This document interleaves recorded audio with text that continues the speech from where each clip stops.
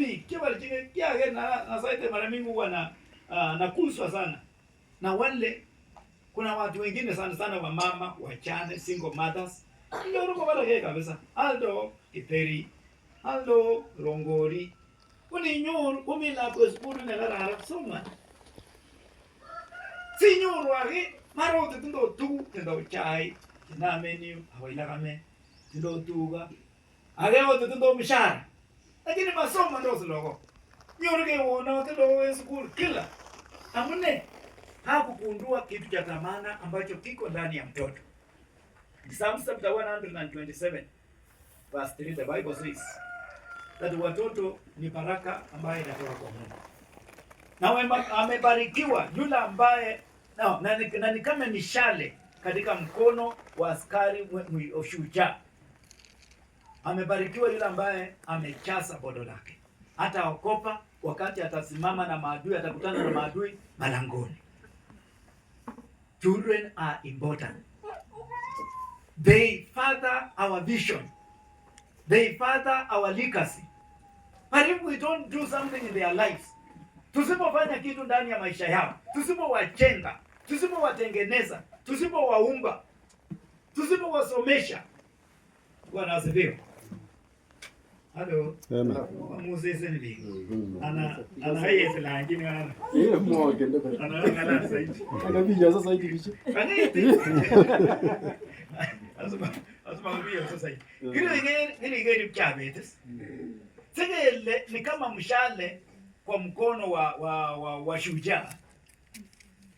Kwa sababu mshale, mtu akiwa na mshale ngoto konyiti tokotonene akonyiti kole we nyono.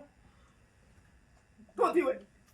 Toti yega sai tiwende na itaide la nyone oga onyi. Tiwende. Unless ikibijueta. Mutiki tonne chito kumewendi. Itele kona na inde une wara we. Baganyo ngala we.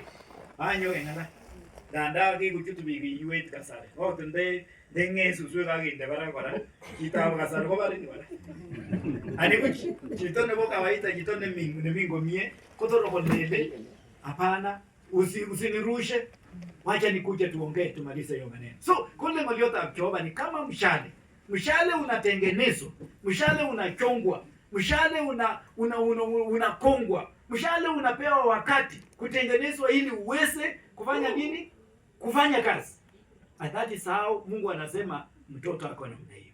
Usipomchonga, usipomtengeneza atakuwa tu hivyo, atabaki hivyo. So Mungu atusaidie siku hii ya leo tuweze kujua the treasure that God has put in our children. It is so powerful, it is so great, it is so precious, but it depends on what you do with it. Every child is equal. Kama mwale, every child is like a computer. Computer iko na hardware na software. Anamunya mwalimu. Mbundinde computer computer na that hardware. Usipoweka kitu itakufanyia kazi. Mamureni message box it kuji. Lakini lazima uweke, you have to feed it with the software you want for it to give you results. That is how mtoto alivyo. Ukimjaza mtoto na matusi, korogoni, itiondo, ibijwe, na ngome kitone kure la kwetu kibijwe. Kibijwane la watu? Yani kola kwenu. Kisi kibijwe. Umengere le ili kibijwe tena wo.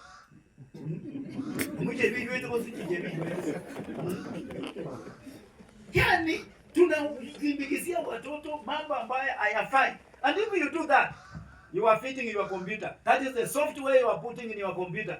And that's why mtoto mwingine hata akiwa mdogo kama huyu nasikia anatusi tu. Ni chinga kwenda. Amne. Kige fiten ngele kitone mana nimemache kumichinga.